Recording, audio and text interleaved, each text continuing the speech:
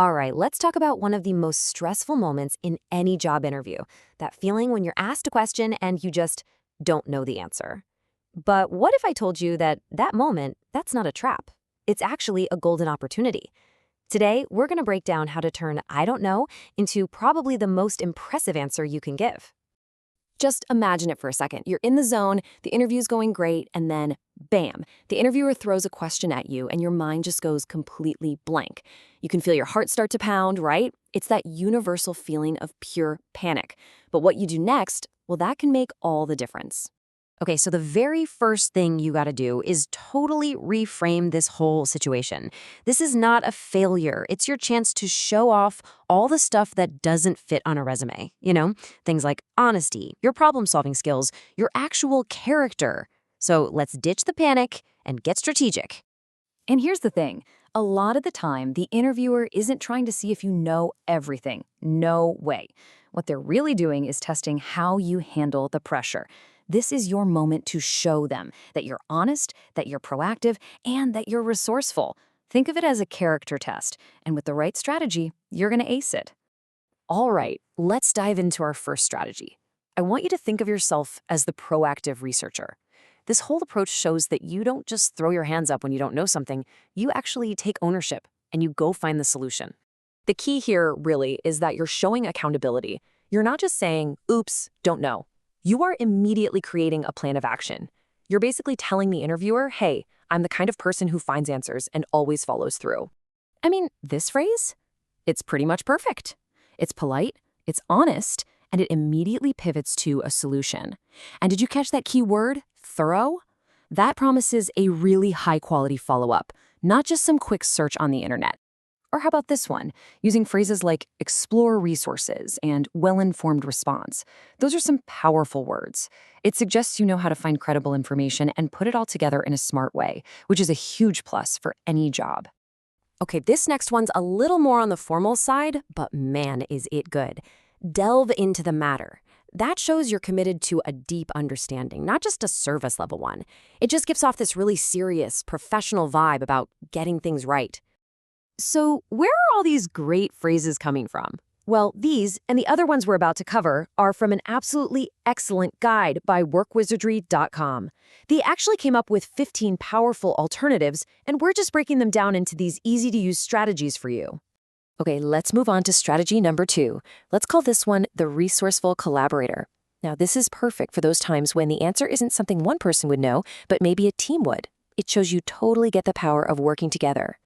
This is such a huge skill to have these days. Because let's be real, nobody knows everything. Showing that you know who to ask is often way more valuable than knowing the answer yourself. It shows you're humble and that you care more about getting the right answer than about having a big ego. Oh, I absolutely love this response. It shows you're not just a team player, you're a team builder. You become this hub of information and connections. You're not just solving your own problem, you're solving the interviewer's problem by pointing them straight to an expert. What's so brilliant about this one is that it starts with some really honest self-awareness. Then it pivots immediately to a proactive desire to team up. It's like you're saying, look, I know my limits and I'm genuinely excited to work with others to get past them. And check this out. This one basically turns the whole thing into an act of service. First, you validate their question, which shows you're a great listener, and then you're honest about your limits. But that last part, would you like me to find someone? That's a game changer. It turns you from a candidate into a helpful problem solver. All right, on to our third and final strategy, and this one might just be the most powerful for showing your potential. Let's call it the eager learner. This is all about showing off that amazing growth mindset. So instead of looking at this like a weakness, you flip it. You frame this gap in your knowledge as this exciting opportunity to grow.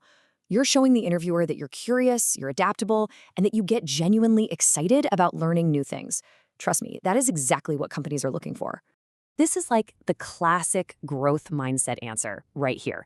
When you say, I haven't had the opportunity, you're making your lack of experience about circumstance, not about your ability. And then you immediately follow up with all this enthusiasm for the future. It's perfect. This one, even more direct. You are flat out stating your commitment to self-improvement. It's like you're telling the hiring manager, if you invest in me, I promise I will invest in myself, and I will actively look for ways to get better. And wow, what a great way to tie everything together. It's honest, right up front, at this moment, but it ends with this powerful forward-looking promise. It kind of combines the commitment of the researcher with the awesome mindset of the learner. Just a fantastic response. Okay, so we've got 3 amazing personas: the researcher, the collaborator, and the learner. But how do you pick the right one in the heat of the moment? Don't worry, let's boil this all down to a simple framework you can actually use under pressure. It really breaks down into a super simple 3-step process. Step 1, breathe. Don't panic. Acknowledge their question, maybe say something like, "Wow, that's a great question." Step 2, quickly decide which strategy fits best. Is it something you could look up? Is it something a coworker would probably know? Or is it a skill you're genuinely excited to learn?